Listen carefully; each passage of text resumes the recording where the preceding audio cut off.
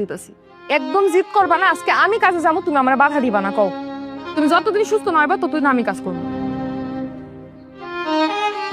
এটা তুমি কোনো কাজ করলা? দাও ওটা আমার মতো দাও।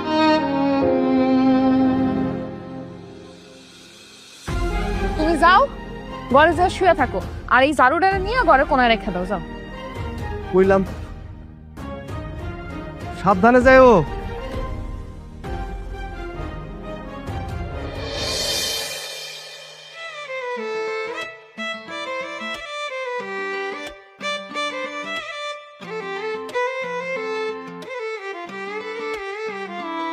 বাহ,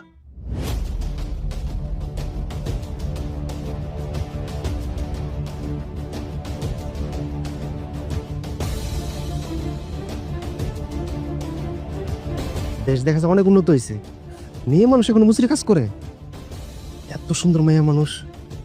আমার তো দেখে মনে মনতেছে না। আরে ভাইজান কি লাগবে? জুতা পালিশ করে দেওয়া লাগবে? দেন পালিশ করে দেই। আরে সমস্যা তো আমার জোতায় না, সমস্যা আমার মনে। আরে এই মুসরি কাম করে কয় টাকা পাও? চলো না এসি রুমে, জাস্ট 1 ঘন্টা সময় দিবা। তুমি মুসরি কাম করে যে টাকা পাও এর থেকে আমি ডাবল ডাবল টাকা দিব। চলো না সুন্দরী।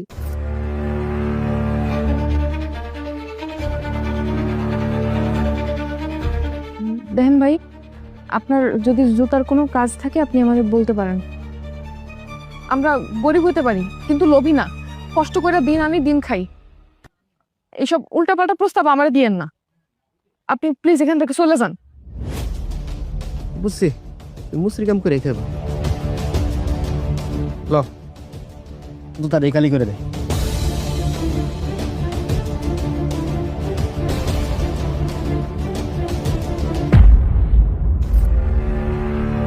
তুমি এই হাত দিয়া তুমি মুসরি কাজ করো। আসো না, এই হাত দিয়ে আমার একটু মন ভরে আদর করো। আমি তোমার এই আদর পাইতে চাই। আমার হাত ছাড়েন। না, তোর এত বড় সাহস, তুই আমার গায়ে থাপ্পড় দিলি? তুই কি মনে করছিস গরিব বলে কি নিজের আত্মসম্মান বিক্রি করে দিছি?